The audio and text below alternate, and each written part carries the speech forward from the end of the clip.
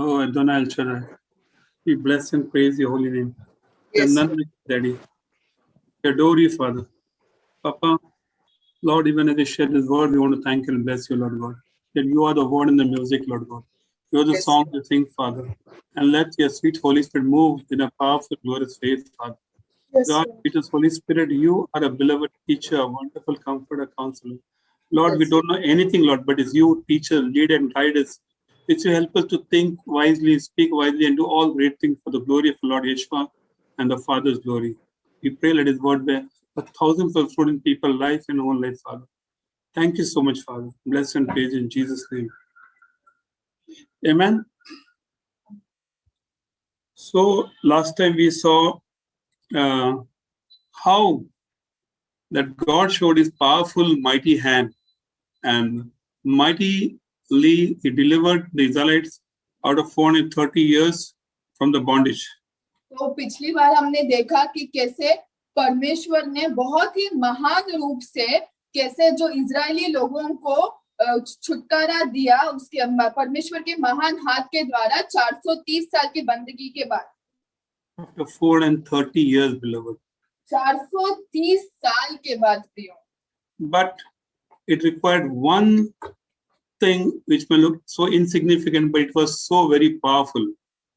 परंतु उसके लिए एक चीज की जरूरत थी जो हम सोचेंगे कि बहुत ही मतलब ये बहुत ही सामान्य चीज है, इतनी जरूरी नहीं, परंतु ये चीज बहुत ही महत्वपूर्ण थी.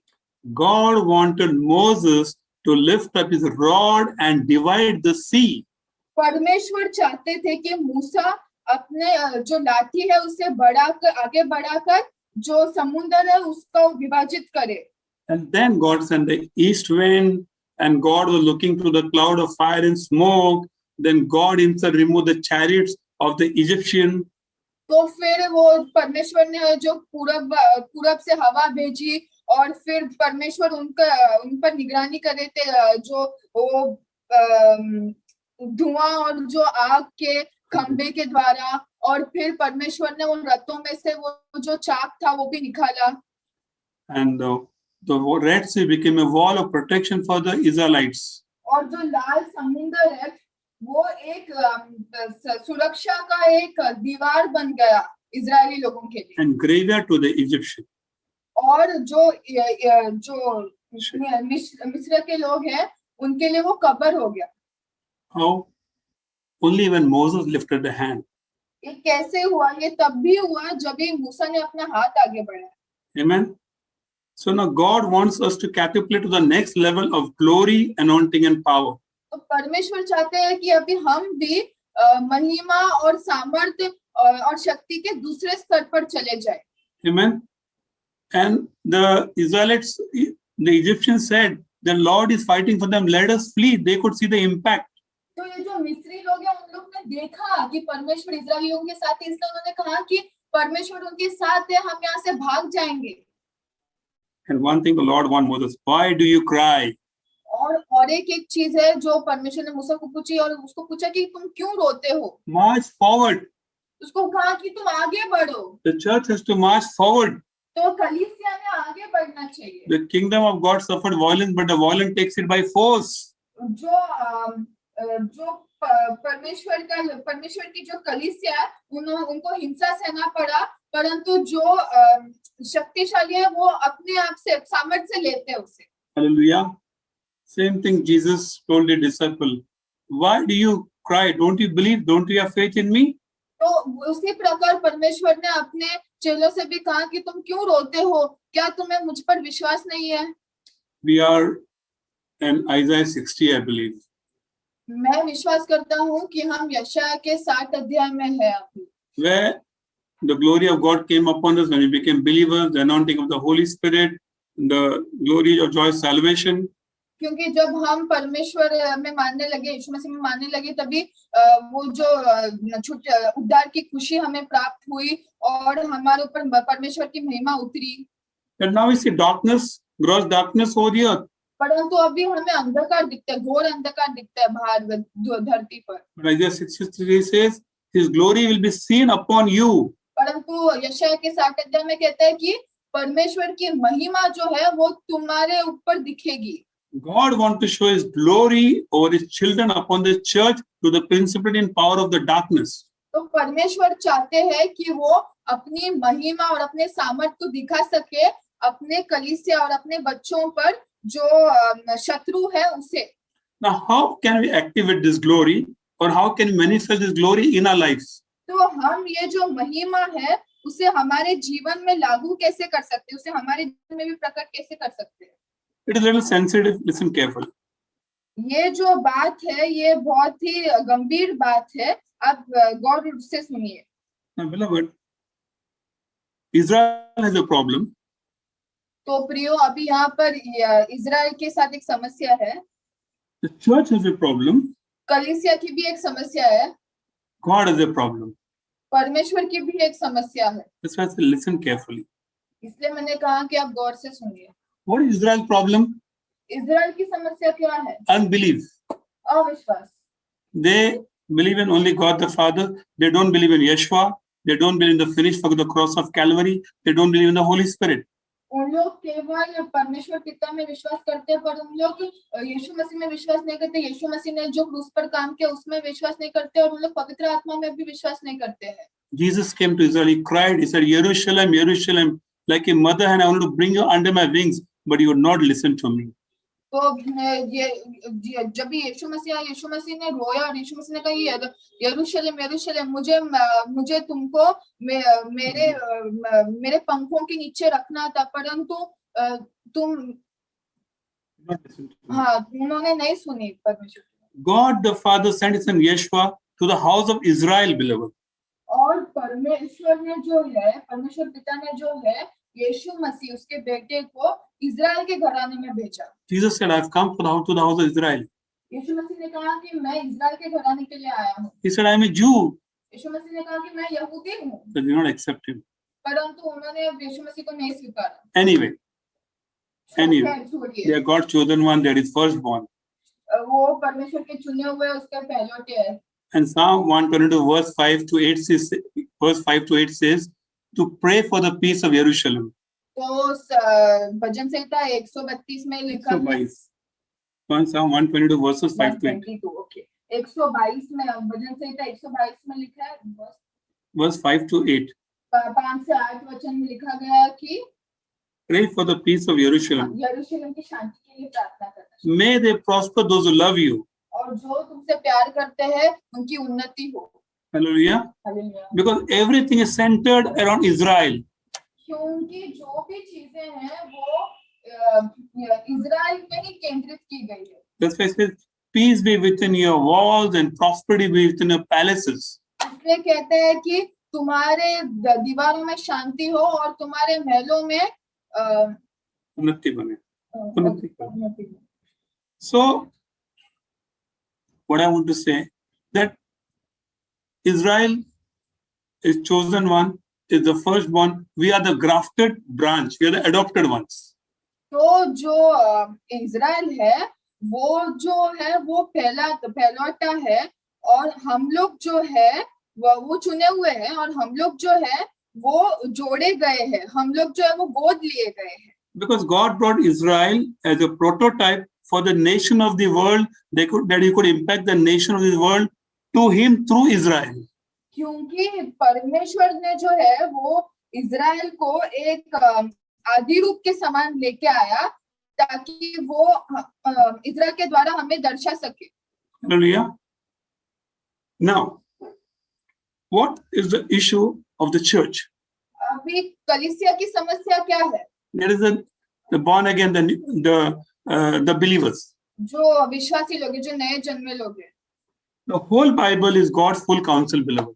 जो पवित्र शास्त्र है वो परमेश्वर की पूरी समझ है, उसकी पूरी बातें हैं. Every word of God, Genesis 1 to Revelation 22. हर एक वचन उत्पत्ति के पहले अध्याय से लेके प्रकाशित वाक्य के 22 अध्याय तक. The church need to understand some working of the Old Testament, Old Covenant also. परंतु जो कलीसिया है उन्होंने पुराने करार का भी जो कोई बातें हैं, जो महत्वपूर्ण बातें जो चाल चलन है वो भी समझना चाहिए. Just like the feast, why God plays the 7 feast? What is the calendar of God? जैसे वो जो उत्सव त्योहार है वो 7 त्योहार वो क्यों ऐसे त्योहार परमेश्वर ने रखे और परमेश्वर का कैलेंडर क्या है? God works according to His calendar, परमेश्वर अपने कैलेंडर के अनुसार चलते हैं according to His timing, beloved. और परमेश्वर अपने समय के अनुसार चलते हैं। Hallelujah. Hallelujah. He has got set time. They are called feast for eternity, for perpetual time. परमेश्वर का एक ठहराया हुआ तय किया गया समय रहता है, वो जो निरंतर का समय रहता है। Beloved, even I used to say this, and I've heard this from many teachers and preachers, that Old Testament is a shadow and the New is a substance. तो प्रियो, मैंने भी ये कहा है पहले और मैंने बहुत लोगों से सुना भी है ये कि जो पुराना करार है वो परछाई है और जो नया करार है वो तत्व है। But let us go to Revelation 5 verse 5. परंतु अभी हम प्रकाशित वाक्य के 5वें अध्याय 5 वचन में जाएंगे। And Apostle John is in heaven. और यूहन्ना जो है वो प्रेरित जो है वो स्वर्ग में है। And is weeping. और वो वहां पर रो रहे हैं। And he says over here, and one of the elders said to me, do not weep. Behold, the Lion of the tribe of Judah, the root of David, has prevailed to open the scroll and to loose its 7 seals. तो यहाँ पर लिखा गया है 5 अध्याय 5 वचन में, इस पर उन प्राचीनों में से एक ने मुझसे कहा, मत रो, देख यहूदा के गोत्र का वह सिंह जो दाऊद का मूल है, उस पुस्तक को खोलने और उसकी 7 मोहरें तोड़ने के लिए जयवंत हुआ है। It is emphasizing the root of David. ये दाऊद का जो मूल है उस पर बहुत ही प्रभाव डालता है। And it reverberated in heaven. It echoed in heaven. और ये इसका जो ऐलान है वो पूरे स्वर्ग में हुआ। Now, in Psalm 89 verse 34 to 37, और ये भजन संहिता 89 में जो है बस 34 to 37, 34 से लेके 37 वचन में लिखा गया है। read. It says over here, I will read. My covenant I'll not break, nor alter the word that is gone out of my lips. Once I have sown by my holiness, I will not lie to David. His seed shall endure forever, and his throne as the sun before me. It shall be established forever, like the moon, even like the brightness in the sky. तो यहाँ पर लिखा गया कि मैं अपनी वाचा न तोड़ूंगा और जो मेरे मुंह से निकल चुका है उसे न बदलूंगा। एक बार मैं अपनी पवित्रता की शपथ खा चुका हूँ, मैं दाऊद को कभी धोखा न दूंगा। उसका वंश सर्वदा रहेगा और उसकी राजगद्दी सूर्य के समान मेरे सम्मुख ठहरी रहेगी। वह चंद्रमा के समान और आकाश मंडल के विश्वास योग्य साक्षी के समान सदा बना रहेगा। We all know that our Lord Jesus came from the lineage of King David, from the tribe of Judah. तो हम सब ये जानते हैं कि हमारे प्रिय यीशु मसीह जो है वो दाऊद की वंशावली से आए और वो जो यहूदा का गोत्र था उससे आए। And beloved, the Pharisees, the Sadducees, and the Zealots all were confused. और प्रियो, जो फरीसी लोग हैं और जो लेखक है और जो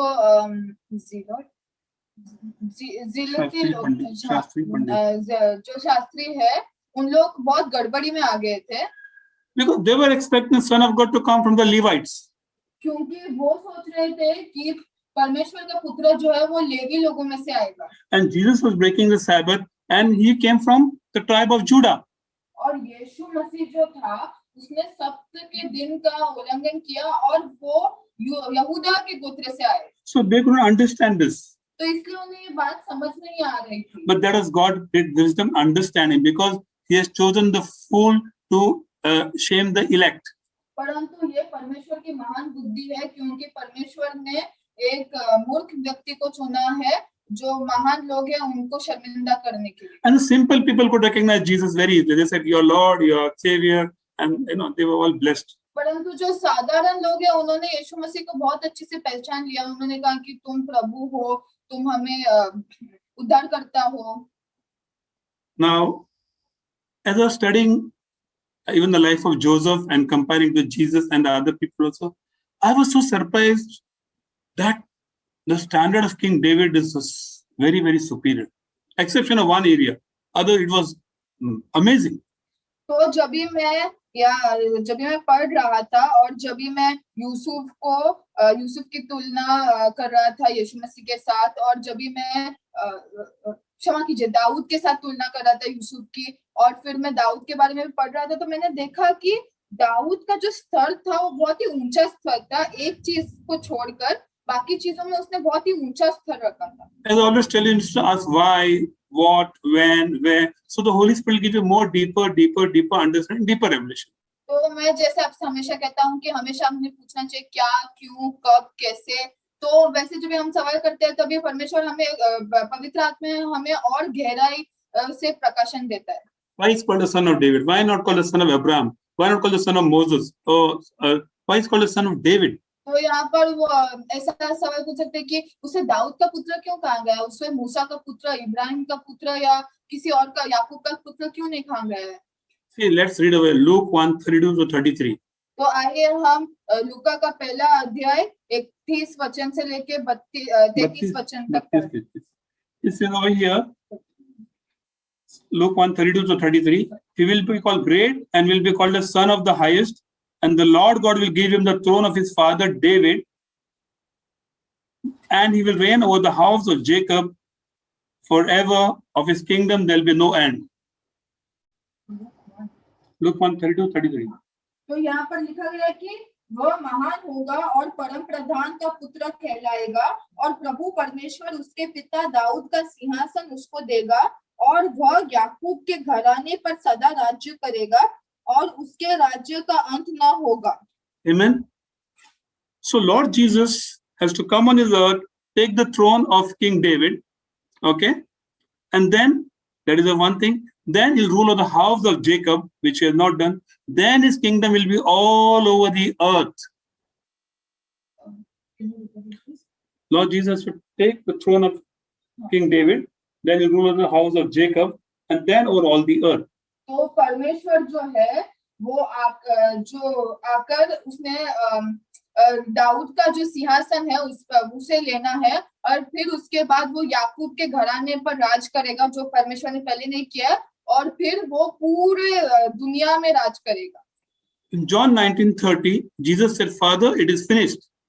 यूहन्ना के 19 अध्याय 30 वचन में परमेश्वर यीशु मसीह ने कहा कि प्रभु ये खत्म हुआ है। But there are certain formalities which has to be completed on this earth. परंतु ऐसी कुछ औपचारिकताएं हैं जो इस धरती पर पूरी होनी चाहिए। Just like God said to Joshua, "I've given you Jericho." उसी प्रकार जिस प्रकार परमेश्वर ने यहोशू से कहा कि मैंने तुम्हें यरीको दिया है। But Joshua went in the evening and began to survey the land of Jericho. परंतु यहोशू जो है वो शाम को गया और वो यरीको में जाकर सब कुछ देखने लग गया। And you know, the angel of God stood before him and he said, "Who are you? Are you for us or are you against us?" And the angel said, "I am come from the Lord of hosts." तो फिर हमें मालूम है कि उसके सामने जो स्वर्गदूत है वो प्रकट हो गया, और फिर वो यहोशू ने उससे पूछा कि तुम कौन हो, तुम हमारे तरफ से हो या हमारे खिलाफ हो। And then Joshua bowed down before him, removed his sandals, etc. You know it. और फिर यहोशू ने अपने चप्पल निकालकर उसके सामने वो घुटने टिकाए। Beloved, why you should understand some working knowledge of the old covenant, why it is important? तो प्रियो, हमें ऐसी जो बातें हैं, जो कैसे चीजें होती हैं, इस प्रकार इसके बारे में ज्ञान समझ क्यों जरूरी है, जो पुराने करार में कैसे होता है वो। When the disciple Jesus asked him, "When will be a second coming?" Jesus said, "That day and hour only the Father knows, not even the angels, not me." Matthew 24. तो जब चेलों ने परमेश्वर यीशु मसीह से पूछा कि दूसरा आगमन कब होगा, तो परमेश्वर यीशु मसीह ने उनसे कहा कि वो समय और वो दिन मुझे भी नहीं मालूम, केवल पिता को मालूम है। मत्ती के 24 अध्याय में लिखा गया। And 1 Thessalonians 4:16 says, "For the Lord himself will descend from heaven with a shout, with the voice of an archangel, and with the trumpet of God." तो पहले थेसलोनियों के 4:16 में लिखा गया है कि परमेश्वर खुद एक बड़े ऐलान होने के बाद नीचे उतरेंगे और तुरी फूकी जाएगी, और जो स्वर्गदूत है और Beloved, 4 festivals are over प्रिय according to the Jewish festival. तो यहूदी त्योहार के अनुसार 4 त्योहार पूरे हो गए हैं, 3 feasts are balanced. तो 3 उत्सव है वो बाकी है। 5th is the Feast of Trumpet. 5वां है जो तूरी का पर्व जो है। So Jesus will come approximately during that time of trumpet. तो परमेश्वर यीशु मसीह जो है वो तूरी के पर्व के समय के मतलब वो नजदीक ही आएंगे। दूसरा Then it will be Yom Kippur, the new festival of new beginning. He will sit on the father David's throne and it will be new beginning. Yom Kippur, New Year. तो फिर उसके बाद यौम किपुर होगा जो नई शुरुआत का त्योहार है, और फिर उसके बाद नई शुरुआत होगी वहां से। And afterward the Feast of Tabernacles. और फिर उसके बाद तंबुओं का उत्सव। So beloved, once we understand the feast and God's timing, it becomes very easy for us. We know that is what I have told you the sons of Issachar, 1 Chronicles 28. They knew the season of heaven. तो जब भी हमें सारे समय और मौसम का पता लग जाता है परमेश्वर का, तब हमें सब बातें समझ आती है। जैसे इज़ाचार के पुत्रों के बारे में लिखा गया था कि उन्हें स्वर्ग का समय मालूम था, पहला इतिहास 28 अध्याय में। God works in time and season, beloved. तो परमेश्वर जो है वो समय और मौसम के हिसाब से काम करते हैं। In Genesis 8:22, he made season, the winter, the sunshine, the rain. It's a season, it's a cycle. तो जो उत्पत्ति के 8 अध्याय 22 वचन में परमेश्वर ने ये सारे मौसम बनाए, जो वसंत, शिशिर, वर्षा, वो सब उसने मौसम बनाए। So we see the life of David and Lord's there are quite similarities in that. तो हम अगर दाऊद का जीवन और यीशु मसीह का जीवन देखते हैं तो इसमें बहुत सारी बातों में काफी समानता है। See, the first coming of Yeshua, our Lord and Savior, is called a suffering Messiah. तो जो पहला आगमन था हमारे प्रभु यीशु मसीह का, वो था, उसको हमें बोला था कि पीड़ित मसीहा। Okay, and but the second coming will be King of Kings, Lord of Lords. परंतु दूसरे आगमन में यीशु मसीह जो है वो राजाओं के राजा और प्रभुओं के प्रभु के समान आएगा। We all know how the Lord suffered on the cross. He came to redeem mankind, but they spat on him, they abused him, they did every wicked thing against him. तो हमें मालूम है कि कैसे यीशु मसीह आए मानव जाति को बचाने के लिए, परंतु और छुटकारा देने के लिए, परंतु कैसे वो लोगों ने उसके मतलब उसके बारे में भला बुरा कहा, उसे गाली दी, उसे उस पर थूका। And Revelation 20 verse 4 says he will rule for 1,000 years on this earth. परंतु प्रकाशित वाक्य के 20 अध्याय और 4 वचन में लिखा गया है कि पर यीशु मसीह 1000 सालों के लिए इस धरती पर राज करेंगे। And if you look at the life of King David also, और अगर आप राजा दाऊद की जिंदगी को देखो तो भी he suffered at the hands of his family members. उसके घर वाले लोगों ने उसको बहुत ही तकलीफ दी। And he suffered so badly at the hand of Saul, King Saul. और शाऊल राजा ने भी उसको बहुत तकलीफ दिया। That Saul tried to kill him 21 times. और शाऊल राजा ने दाऊद 21 बार दाऊद की हत्या करने की कोशिश की। Twice he tried to pin him against the wall with the spear and javelin. तो 2 बार उसने दाऊद को जो भाला है वो लेकर उसको दीवार पर रखने की कोशिश की। He gave his first daughter Meribah and Michal to deceive him, to trap him, to kill him. तो जो शाऊल ने उसकी जो पहली बेटी थी वो दाऊद को धोखा देने के लिए, उसको पकड़ने के लिए, उसको मारने के लिए दी थी, शादी करने के लिए। What was the fault of King David? Dawood राजा की क्या गलती थी? He killed Goliath for the sake of Israel. उसने गोलियत की हत्या की इजराइल के खातिर। And the woman began to praise. They said Saul has killed his 1,000 and David has killed his 10,000. तो फिर जो सारी औरतें हैं वो स्तुति करने लग गए। वो कहने लगे कि शाऊल ने हजारों को मारा परंतु दाऊद ने 10,000 को मारा। Beloved, David never expected all these things. प्रियो, दाऊद ने कभी ये सारी बातों की अपेक्षा नहीं की थी, But from that day onwards, his woes, his trouble multiplied. परंतु उस दिन के बाद उसकी जो सारी तकलीफें, जो सारी समस्याएं वो बहुत बढ़ती गई। He was anointed by the prophet Samuel to be the king of Israel. हालांकि हम देखते हैं कि जो शमूएल जो नबी थे उसने उसका अभिषेक किया था इजराइल का राजा बनने के लिए। But here his life was dangerously was living, beloved. परंतु फिर भी हम देखते हैं वो बहुत ही खतरों का सामना करके अपनी जिंदगी काट रहा था। Hallelujah. Hallelujah. So we see tremendous similarity between Lord Jesus' life and King David's life. तो हम बहुत सारी बातें देखते हैं ऐसे जो समान है दाऊद की जिंदगी में और यीशु मसीह की जिंदगी में। Now, why saying about the Jewish feast? तो मैं यहाँ पर यहूदी त्योहारों के बारे में क्यों कह रहा हूँ? Because the calendar what we follow according to 2021 years. तो क्योंकि जो कैलेंडर जो देखते हैं उसके अनुसार तो 2021 साल हुए हैं।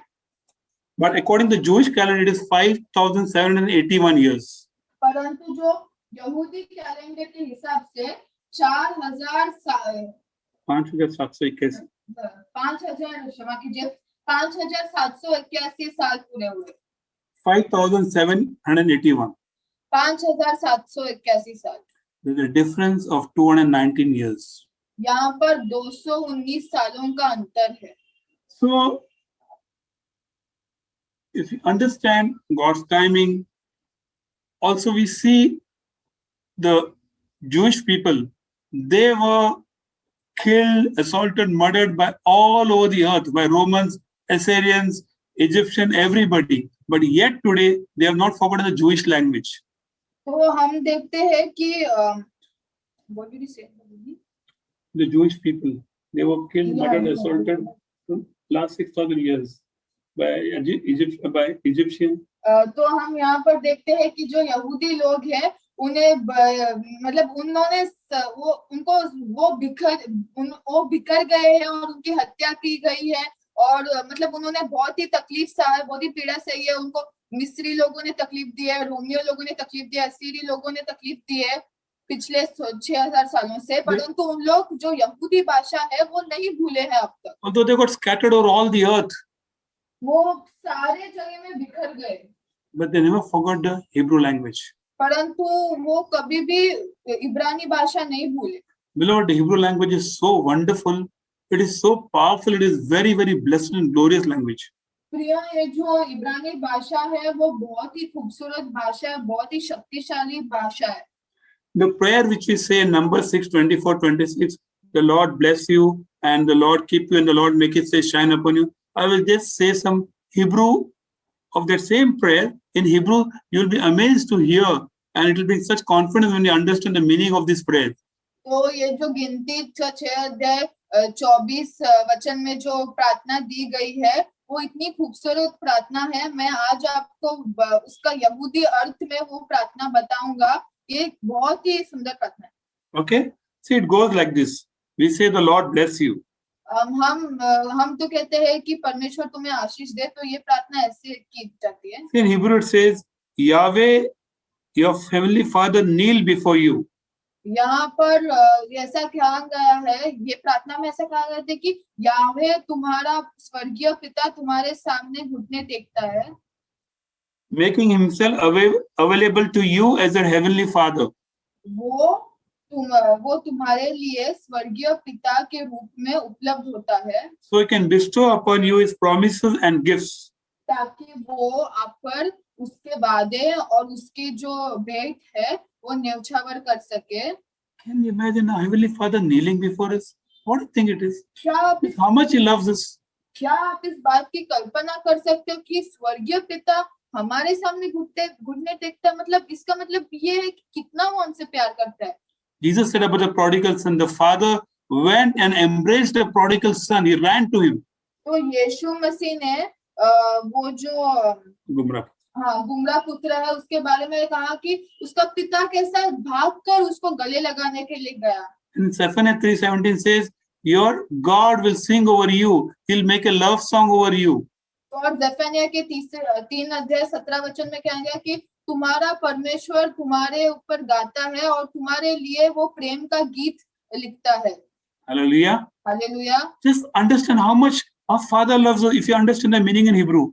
आप ये बात समझिए कि ये बात सोचिए कि हमारा स्वर्गीय पिता हमसे कितना प्यार करता है। अगर हम ये अर्थ समझेंगे इब्रानी भाषा में तो हमारी ये बात भी समझ आती है।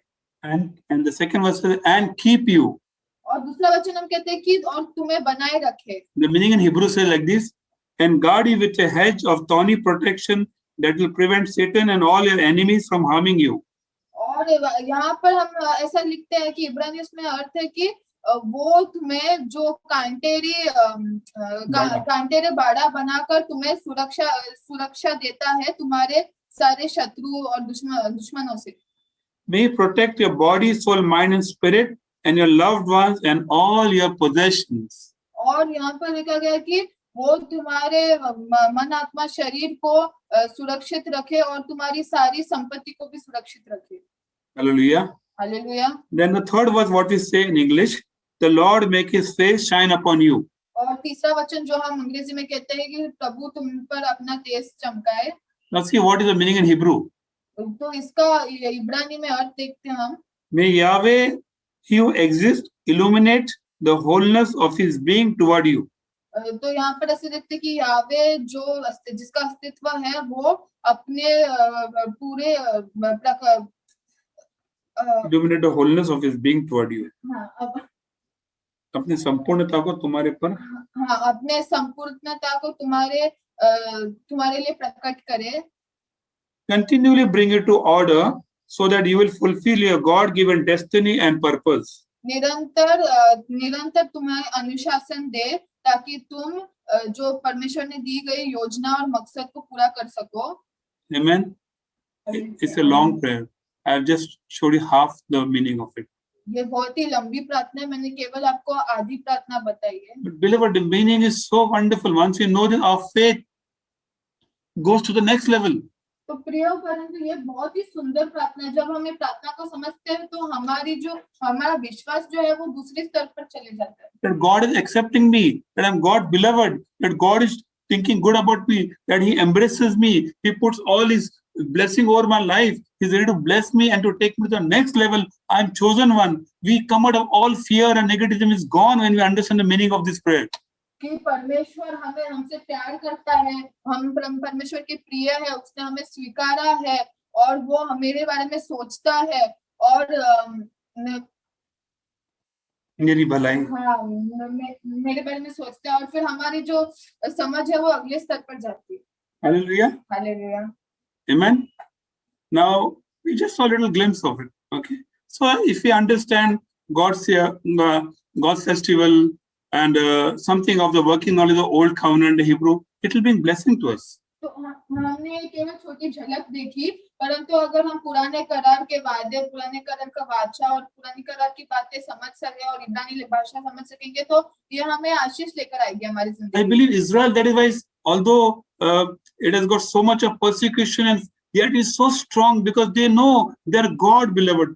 Daniel 11:30 says, the people, those who know the God, shall be strong and they will do great exploits. And Israel, in spite of all the persecution, has been doing exploits.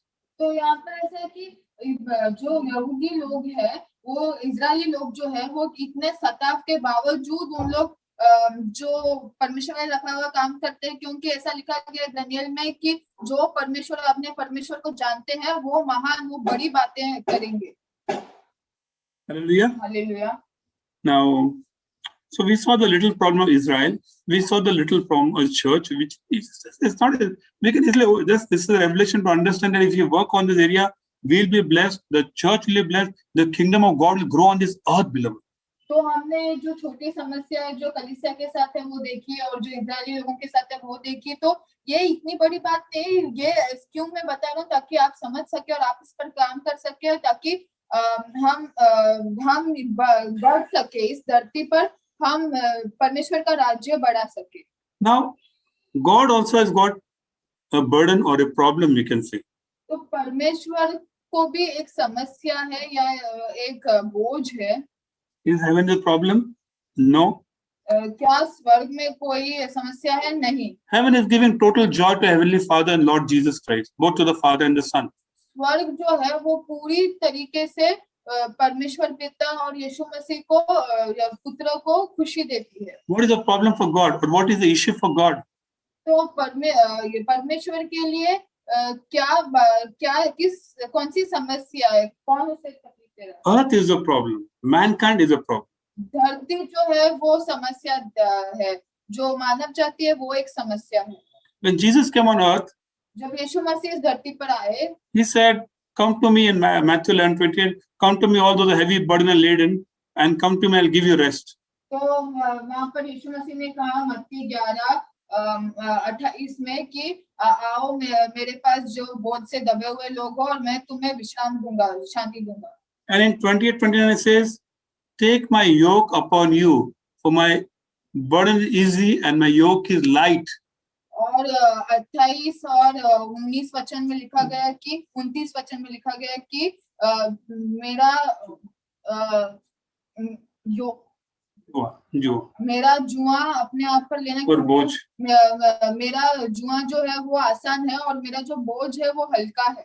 So Jesus is talking about yoke and burden. तो यहाँ पर यीशु मसीह जुआ और बोझ के बारे में बात करते हैं. It's easy. You take my yoke and you give your burden, your yoke to me, and take my yoke and burden. तो ये बहुत परमेश्वर कहते कि यीशु मसीह कहते कि ये बहुत आसान है. तुम अपना जुआ और अपना बोझ मुझे दे दो और मैं अपना जुआ और अपना बोझ तुम्हें दूंगा. What God wants on this earth, beloved, as in heaven. तो प्रियो परमेश्वर क्या चाहते हैं इस धरती पर जो हो जैसे स्वर्ग में होता है. We'll read in Revelation 5. हम प्रकाशित वाक्य के 5 अध्याय में पढ़ेंगे. Revelation 5 is 12 to 14. 12 से लेके 14 वचन. Let's come to Revelation 5. हम प्रकाशित वाक्य के 5वें अध्याय में आएंगे. यहाँ पर ऐसा लिखा गया कि और वे ऊंचे शब्द से कहते थे, वध किया हुआ मेमना ही सामर्थ्य और धन और ज्ञान और शक्ति और आदर और महिमा और धन्यवाद के योग्य है. फिर मैंने स्वर्ग में और पृथ्वी पर और पृथ्वी के नीचे और समुद्र के सब सृजी हुई वस्तुओं को और सब कुछ को जो उनमें है यह कहते सुना, जो सिंहासन पर बैठा है उसका और मेमने का धन्यवाद और आदर और महिमा और राज्य युगानुयुग रहे.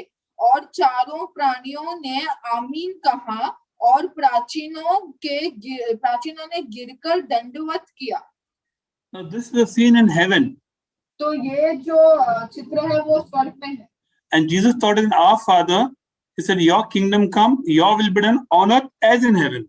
तो परमेश्वर ने यीशु मसीह ने कैसे हमें सिखाया कि हमारे पिता आपका राज्य आपकी महिमा हो जैसे स्वर्ग में है वैसे पृथ्वी पर हो. So God wants that all power, riches, honor, wisdom, strength, might, thanks and blessing go to the Father and to the Son even on earth. तो परमेश्वर चाहते हैं कि सारी महिमा, सारा आदर, सारी शक्ति, सारा सामर्थ, सारा ज्ञान, सारा आशीष जैसे स्वर्ग में है वैसे धरती से भी परमेश्वर के लिए जाए. That is what God wants on earth. ये तो परमेश्वर ये चाहते हैं कि ये बात हो धरती पर. Hallelujah. Hallelujah. That riches, wisdom, honor, thanks, blessing, glory, power might go to the Father and to the Son. सारी धन, आदर, महिमा, सामर्थ्य जो भी है वो पुत्र को जाए. And we know when God made Adam and Eve, और हम जानते हैं कि जब परमेश्वर ने आदम और हवा को बनाया, रचा, that was the original plan. वो उसकी असली योजना थी. He gave them authority and power. He said, dominion to subdue the earth. उसने उन्हें अधिकार और सामर्थ्य दिया और उसने कहा कि ये पूरे जो धरती है उस पर राज करो. Adam was like the king, the god of this earth. तो आदम जो था वो इस दुनिया का राजा, उस दुनिया का भगवान के समान था. But Adam, to gain the tree of good and to gain the knowledge of good and evil, he did barter system with the devil. और परंतु अदम जो है वो अच्छे और बुरे के ज्ञान को पाने के लिए उसने शत्रु के साथ लेन देन किया. And we know Adam not only lost but even sold the earth to the devil.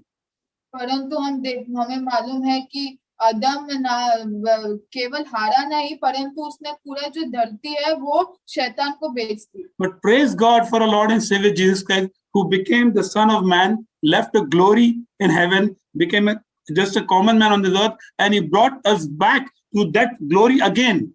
परंतु यीशु मसीह की स्तुति हो क्योंकि यीशु मसीह एक सामान्य मनुष्य बने और यीशु मसीह ने वो जो पूरी महिमा है वो जो सब कुछ है वो वापस धरती पर लाया. Hallelujah. Revelation 1:5 and 6, again I'll repeat, it says that he made us kings and priests. तो प्रकाशित वाक्य का 11 अध्याय 5 और 6 वचन में लिखा गया कि उसने हमें राजा और याजक बनाया. To his Father, by redeeming us by his holy and precious blood.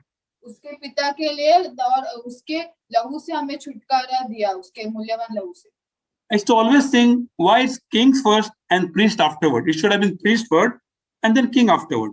I used to always think. मैं हमेशा ये बात सोचता था कि यहाँ पर राजा पहले और याजक बाद में, ऐसा क्यों लिखा गया है? मेरे हिसाब से तो मुझे लगता था कि याजक पहले लिखा जाना चाहिए था और उसके बाद राजा. Because Adam was the king of this earth. क्योंकि आदम इस धरती का राजा था. We serve the King of Kings and Lord of Lords. और हम राजाओं के राजा की सेवा करते हैं. Jesus paid the price on the cross of Calvary. यीशु मसीह ने कलवरी के क्रूस पर दाम चुका दिया. Now he wants his church, his bride, to go as kings. और इसलिए यीशु मसीह चाहते हैं कि उसकी दुल्हन जो है, जो कलीसिया है, वो राजाओं के समान जाए आगे. To declare his praises, to declare the work of the cross of Calvary, to declare the salvation of Yeshua HaMashiach on this earth. और उसकी स्तुति जो है और जो क्रूस का जो बलिदान है उसके बारे में और जो महिमा है उसका ऐलान करे इस धरती पर.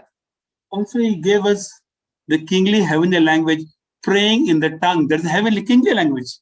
और उसने हमें राजकीय जो भाषा है वो भी दी, जो अन्य भाषा जो है वो स्वर्ग से दी हमें. It has come from heaven, from the King of Kings. वो स्वर्ग से आई है, वो राजाओं के राजा से आई है वो भाषा. So when we pray, we speak mysteries, and the King of Kings and the angels come into cooperation with us to do His will on earth. तो जब हम वो भाषा से प्रार्थना करते हैं तो हम राज की बातें बोलते हैं और जो स्वर्गदूत है वो सारे आते हैं और जो काम है वो काम करने लग जाते हैं. And Jude verse 20 says that it builds up the most holy faith.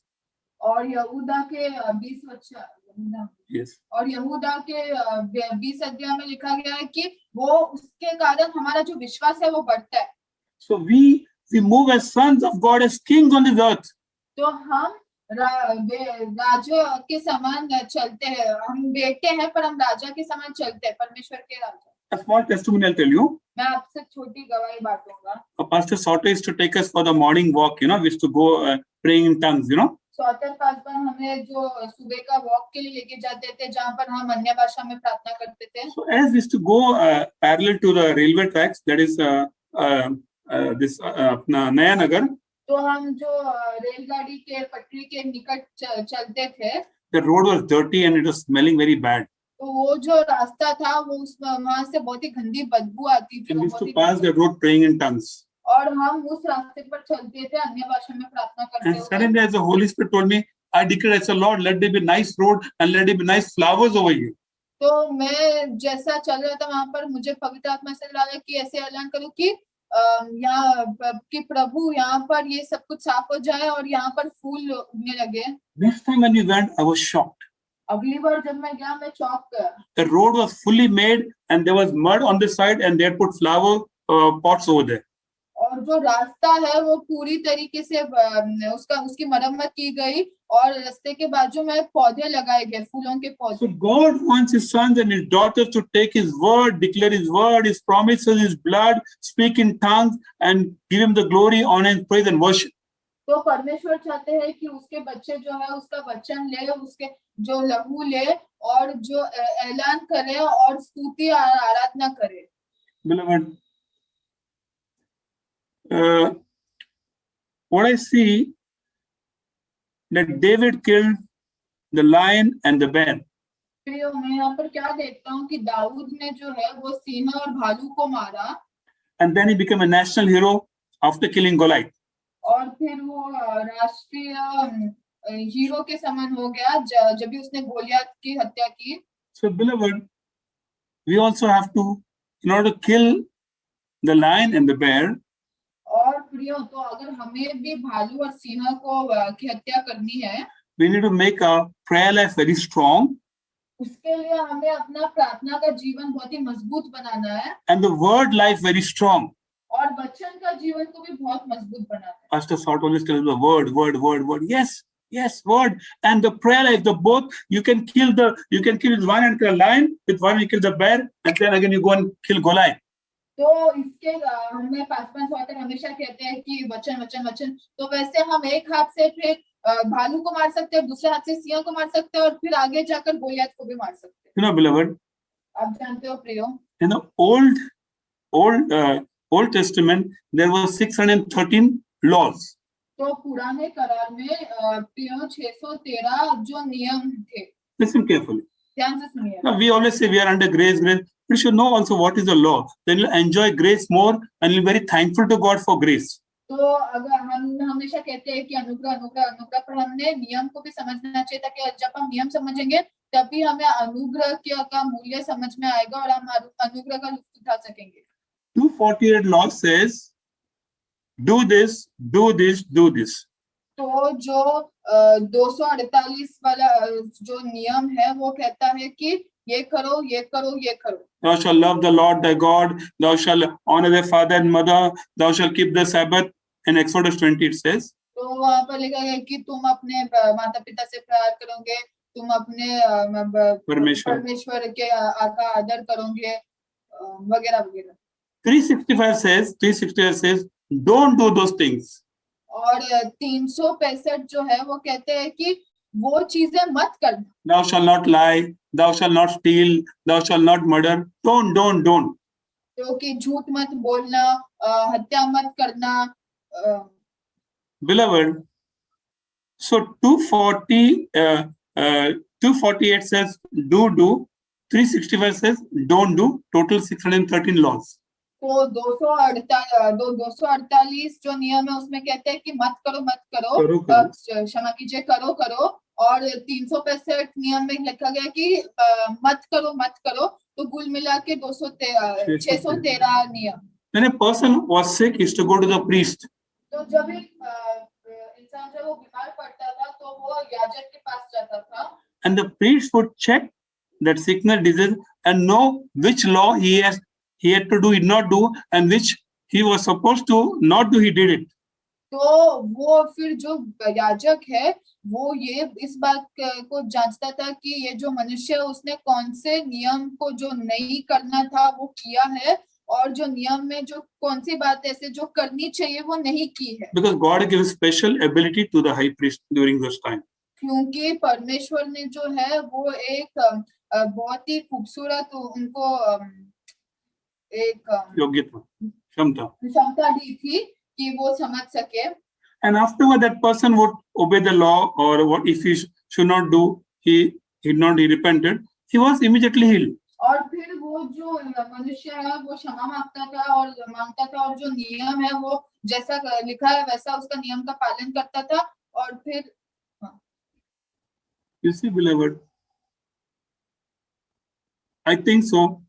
David was inspired by Joshua. I believe, this is my understanding. Okay. तो आप देखते हैं प्रियो कि मेरे अनुसार मुझे ऐसा लगता है कि दाऊद को यहोशू से प्रेरणा मिली। In Joshua 1:9, chapter 1, verse 9, what did the Lord say to Joshua?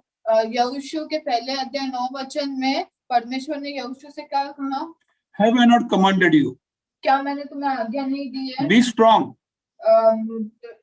शक्तिशाली रहो। Be bold. Be courageous. हिम्मत रखो और ताकत रखो। Do not be dismayed. निराश मत होना, Do not be afraid. भयभीत मत For the होना, Lord your God is with you wherever you go. क्योंकि परमेश्वर तुम्हारा प्रभु तुम्हारे साथ है, तुम जहाँ पर भी जाओ। Beloved, प्रियो, it was not a scripture. ये एक वचन नहीं था, It was not a request. ये एक Anurod. हाँ, ये परमेश्वर उससे अनुरोध नहीं कर रहे It थे, was a command. वो ये एक आज्ञा थी। Not said, God told him, you will not fear, you will not be dismayed. और परमेश्वर ने उससे कहा कि तुम भयभीत नहीं होगे, तुम निराश नहीं You होगे, will not be afraid. तुम भयभीत नहीं होगे। And we all know that God has given 366 said, fear not in the Bible. और ये बात हम सब जानते हैं कि परमेश्वर ने 366 बार कहा है कि तुम भयभीत नहीं होना। Because God has given 365 quarter days in mostly in a year. क्योंकि परमेश्वर ने 365 दिन और आधा दिन दिया है, चौथा दिन दिया है साल में। So in the Old Testament, God said, do this, don't do. In New Testament, Jesus made it very loving and simply for us. He said, do not be worried, look at the birds of the air. So like people sometimes take it lightly. तो पुराने करार में कैसे बहुत ही प्रभाव देकर उन्होंने कहा था कि ये मत करना, वो मत करना, वो करना, परंतु नए नियम में यीशु मसीह ने बहुत ही आसान बना दिया और बहुत ही प्रेम से कहा कि चिंता मत करना, देखो आकाश की पक्षी कैसे है। Don't worry, you cannot add 1 second to your life by worrying. यीशु मसीह ने कहा कि चिंता मत करना, क्योंकि तुम एक भी क्षण अपनी जिंदगी में जोड़ नहीं सकोगे चिंता करके। He said, fear not, for I am with you for eternity. और यीशु मसीह ने कहा कि डरो मत, क्योंकि मैं अनंत काल के लिए तुम्हारे साथ हूँ। So when we understand what is the meaning of law, we'll know the grace and we'll be full of praise. तो जब हम नियम व्यवस्था समझेंगे तभी हमें अनुग्रह भी समझ आएगा और फिर हम स्तुति से भर जाएंगे। And we'll walk as kings and prophets. और फिर हम राजा और नबी के समान चलेंगे। And this is what Joshua did. और यही बात यहोशू ने भी की। He had no leader. Moses had gone. He had no leader to mentor him, but he just kept the word of God. उसको समझाने के लिए, उसका मार्गदर्शन करने के लिए कोई अगुवा नहीं था उसके पास, क्योंकि मूसा मर चुके थे, परंतु वो परमेश्वर की बातों को ऊपर चलते थे, परमेश्वर की आवाज के अनुसार। Today we have the sweet Holy Spirit. We have the pastors, the leader, the prophet, the book. There are so many people, cloud of witnesses, so many people to encourage it. Still, sometimes people behave like defeated people. तो अभी हमारे पास कितने प्रिय पवित्र आत्मा है, pastor लोग हैं, जो शिक्षण बांटने वाले लोग हैं, जो गवाही का बादल है, इतना सब कुछ है हमारे पास। God said to Abraham in Genesis 13, परमेश्वर ने कहा इब्राहिम से उत्पत्ति के 1:13 में, Genesis 13, क्षमा कीजिए 13 में, Lot took the best of the land of Canaan. लूत ने जो है वो सबसे अच्छी जमीन ली, Abraham gave it to him. Ibrahim ने उसे दे दिया। Actually, Abraham should God because Lot was blessed, God blessed because of Abraham. But Abraham said, "No man, take it. Let there be no strife between you and me." देखने जाएंगे तो ये जो अच्छी भूमि थी वो इब्राहिम को मिलनी चाहिए थी, परंतु फिर भी वो लूत को गई, क्योंकि इब्राहिम ने कहा कि हमें कुछ झगड़ा, यहाँ पर कुछ मतभेद नहीं चाहिए। And the verses 13 to 17 it says, और 13 से लेके 17 वचन में ऐसा लिखा गया है, God said to Abraham, परमेश्वर ने इब्राहिम से कहा, look to the southward, northward, eastward, westward. तो उत्तर, दक्षिण, पूरब, पश्चिम के ओर देखना। God told him, look. परमेश्वर ने उससे कहा कि देखो। And in verse 17 of chapter 13, Genesis 13, he said, now walk. फिर 13 17 वचन में परमेश्वर से कहता है, अब चल। Look and walk. तो अब इसका मतलब है कि पहले देखो फिर चलो। So we should look what God's promises saying about me, about my family, about what God's word is telling me. We should look at God's promises from the Bible. तो अब हमने देखना चाहिए कि परमेश्वर की जो वाचा, परमेश्वर की जो वादे हैं पवित्र शास्त्र में जो लिखे वो क्या कहते हैं मेरे बारे में, मेरे परिवार के बारे में। And we should walk on those promises which God has told. और फिर हमने उन्हीं वादाओं के अनुसार चलना चाहिए जो परमेश्वर ने हमसे किए हैं। Then as we walk with the word of God, like in Habakkuk 2 it says, write the word on a tablet and run with it. For although it will be delayed, but it will be fulfilled. तो फिर जैसे हबाकुक के वचन में लिखा गया है कि हमने उसी वचन जो है वो जो लिखा हुआ जो पत्थर पर लिखा हुआ वचन है उसको लेकर चलना चाहिए। Look in the word what God is saying about you, what God is saying about his promises, about health, about protection, about anointing, about blessing, and then walk with it, beloved. तो अभी देखो प्रियो की जो परमेश्वर ने आपके बारे में क्या आपके लिए वादे जो रखे हैं, जो सुरक्षा के बारे में, चंगाई के अबाउट Healing, yeah, blessing. हाँ, आशीष के बारे में, चंगाई के बारे में, Wherever you go, और जहाँ पर भी तुम जाते हो you will be victorious. तुम विजयी होगे। You will be as a son of God, as a king with God. तुम परमेश्वर के पुत्र के समान, राजा के समान होगे।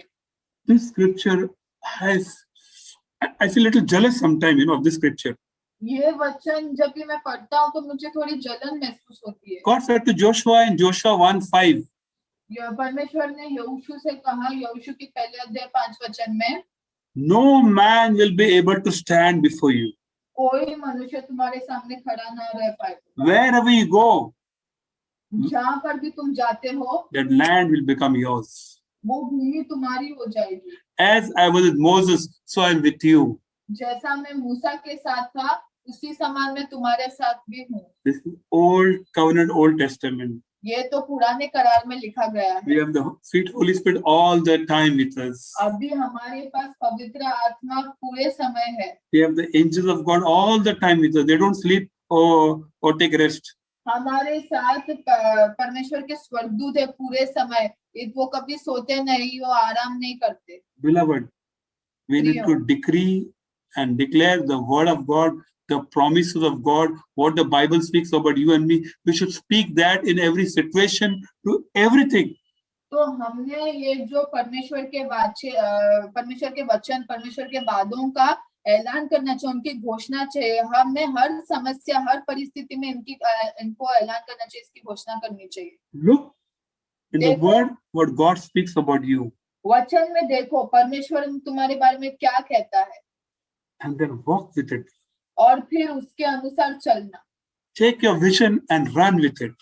तुम्हारी जो दृष्टि है, Darshan. हाँ, तुम्हारा जो दर्शन है उसे लेकर चलना। That is what King David did. यही चीज दाऊद राजा ने भी की। There was a lion, there was a bear, there was Goliath, there was Saul, everybody against. तो वहां पर भालू था, वहां पर सिंह था, फिर गोलियत था, फिर शाऊल था, सब उसके खिलाफ थे। What God is saying. देखो परंतु परमेश्वर क्या कहते हैं, David is a man after my own heart. Dawood मेरे हृदय के अनुसार चलने वाला व्यक्ति है। Hallelujah. Hallelujah. Same thing God is telling, want to say about you and me, beloved. यही बात परमेश्वर आपके बारे में और मेरे बारे में भी कहना चाहते हैं। The Father comes and kneels, embraces you. पिता आते हैं, घुटने टेकते हैं और तुम्हें गले लगाते हैं। He sings a song over you, a love song. वो तुम्हारे लिए एक प्रेम का गीत गाते हैं। So just embrace him, just hold him. तो आप केवल उसको गले लगाइए, उसे थामे रखिए। God is waiting that you speak the word, his promises. परमेश्वर रुके हैं ताकि तुम उसकी वादाओं का, उसके वादे, उसके वचन का ऐलान कर सको। In Exodus 14, God was waiting for Moses to lift his rod. तो निर्गमन के भी पहले अध्याय 14 वचन में परमेश्वर रुके थे कि कब मूसा उस लाठी को उठाएगा और परमेश्वर के वादों का ऐलान करेगा। The river Jordan was waiting for Elisha to take Elia's mantle and hit on it. Where is the God of Elia? तो यर्दन नदी भी जो है वो रुकी हुई थी एलिया के लिए कि वो एलिया का जो वस्त्र लेके उसको मारे और कहे कि कहाँ है परमेश्वर का वचन। As Elisha hit the water, the river Jordan went into two parts, and people said, "Oh, the anointing of Elia has come upon Elisha now," and they began to bow down before him. जब Elisha ने एलिया के वस्त्र लेकर यर्दन नदी पर ऐसे मारा, तभी जो यर्दन नदी है वो दो भाग हो गई और फिर सारे लोग कहने लगे कि एलिया का अभिषेक एलिशा पर आ गया है। Beloved, a lot of things to share. We'll stop here. प्रियो, बहुत सारी बातें हैं मेरे पास बांटने के लिए, पर मैं अभी यहाँ पर समाप्त करूंगा. Let's stop over here and we just thank you and God bless you. हम यहाँ पर समाप्त करेंगे और मैं कहना चाहता हूँ कि आपका धन्यवाद है और आप प्रभु आपको आशीष दे. If you can learn Hebrew language, train your children, you will know a lot of deep secrets. अगर हो सके तो आप इब्रानी भाषा सीखो और अपने बच्चों को भी सिखाओ. आप बहुत ही गहरी राज की बातें आपको प्रकट होगी. It is God's own language. क्योंकि ये परमेश्वर की अपनी भाषा है. The feast, a God-ordained feast. जो त्योहार है वो परमेश्वर ने रचाए गए त्योहार है. Not by man, it's God-ordained. ये मनुष्य ने नहीं परंतु परमेश्वर ने रचाए गए So त्योहार. if God says something, we have to just take it with love and thankfulness. क्योंकि जब परमेश्वर कुछ कहते हैं तब हमने प्यार से और शुक्रिया अदा करके इसे ग्रहण करना चाहिए. That is why we are saying the anointing of King David, like it is quite similar to Jesus, you know. इसलिए हम दाऊद का जो अभिषेक है वो यीशु मसीह के जिंदगी में, देखिए यीशु मसीह और दाऊद के जिंदगी में बहुत ही चीजें समान थी. So you cannot compare anyone to Lord Jesus. No one on the planet of the first virgin, never, never. But a similarity which God is going to pour on the earth, the anointing of King David. पर देखो, एक बात देखो कि हम कभी भी यीशु मसीह की तुलना किसी से भी नहीं कर सकते, इस धरती पर किसी से भी नहीं कर सकते. परंतु ये जो दाऊद का जो अभिषेक है उसी प्रकार का अभिषेक परमेश्वर हमारे इस धरती पर भी उंडेलने वाले हैं. So thank you so much and God bless you. तो आपका शुक्रिया और परमेश्वर आपको आशीष दे. हम यहाँ पर समाप्त करेंगे.